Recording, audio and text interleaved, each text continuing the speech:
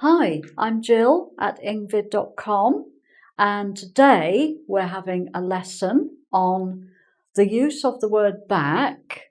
We've already given you a lesson on the word back in different parts of speech, so do have a look for that if you haven't already seen it. This lesson is about words which are based on the word back, or they begin with back. So let's have a look at a few examples. First of all, if you say, that man has no backbone, your backbone is your spine that runs down the back of your body and it sort of holds you upright. So if you think literally someone has no backbone, they're going to go over like that, but this is used in a metaphorical sense, not a literal sense. So if you describe someone as having no backbone, it means they're not a very strong person. You can easily make them do things or stop them doing things. They don't sort of have a mind of their own. They don't have a strong will. You can push them around, that sort of thing. They're a bit weak. So no backbone is quite a bad criticism of anybody. Okay. Second example, if you're applying for a job, usually your job application will require the backing of 2 referees, meaning people who will give you a reference, maybe people you have worked with before, who will say how well you did your job, what sort of person you are. Hopefully they will say nice things, otherwise you wouldn't choose them to give you references.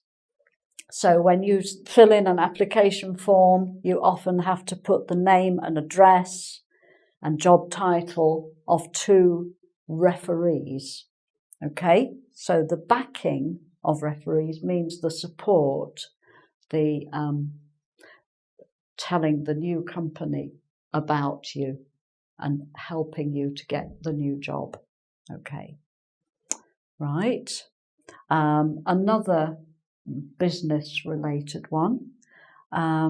If you want to find out more information about a company, you can ask somebody, could you give me some background information on the company?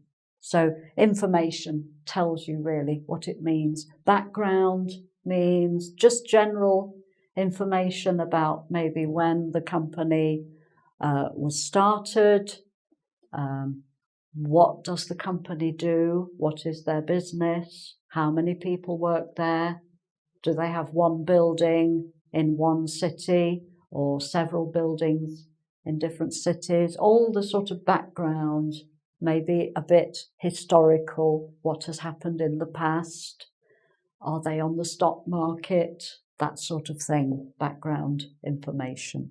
Okay. Next example, sometimes when a government decide to do something new, a new policy, sometimes people don't like it very much, and it can cause demonstrations, riots, all sorts of things. It can cause bad things to happen. People react to the new policy. So if you say the government's new policy could result in a backlash, that's like if you're using a whip, the whip which does a lash, you lash something with a whip. If it comes back at you and hits you, that is a backlash. So the government is doing this and it comes back at them and something bad happens, a bad result, basically. A backlash is a bad result from something. Okay. And finally, in this first half of the lesson, if I have been on holiday for 2 weeks and I come back and my desk has got lots of papers mounted up, lots of emails on the computer, lots of work to do because I've been away. I have a huge backlog of work. It means just lots of work that has come in while I have been away. Why did I bother going on holiday? I've got all this extra work to do now, a backlog. So it's best to avoid a backlog if you can. But not going on holiday is not so nice. But when you think sometimes, what will it be like when I go back? Oh, there'll be so much to do. So that's a backlog. Okay, we'll move on to the next few examples. Okay, so you'll see I am now carrying my backpack to illustrate the next sentence. So let's see what it is. He is going to backpack around India. Okay, and that's what you do if you're traveling, just with a pack on your back like this. So you're traveling very light and you're just getting buses, you're walking, you're maybe getting rides in cars and lorries, backpack, and this is all that you have with you. No suitcases or anything like that. So it's a very popular way of traveling if you're feeling quite brave and you're happy just to go day to day, seeing different places. Okay, so that's a backpack. Right. Okay. And next sentence. Now, this is a little bit rude. So sometimes I hear people saying this word backside because they've put back and side together. And because English is not their first language, they don't realise that backside as one word has a very specific meaning, okay? And it's actually your bottom, right?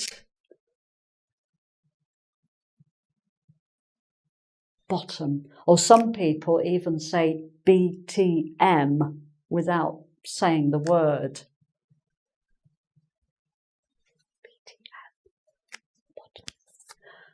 Backside has this particular meaning, and it's slightly slang, a little bit rude. You don't generally use it in polite society, so you have to be careful who you are with when you use it. If you're with friends, it's probably okay. So here she fell down on her backside. Could be painful, okay? That's what it means. She fell down on her bottom. Another word we use, posterior, but that's a very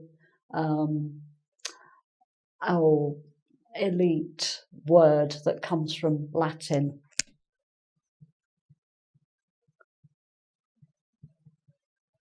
Posterior, but it's a bit of a jokey word as well. So, okay, all these different words. Backside, be careful how you use it. Right, now, next one. If someone is trying to explain something to you that's really complicated and you have to concentrate very hard, and then at some point you think, oh, I don't understand this. I need this person to start again from the beginning and see if I understand it next time. So you can say, I've lost the thread of your explanation. The thread, it's like a piece of cotton that you sew with.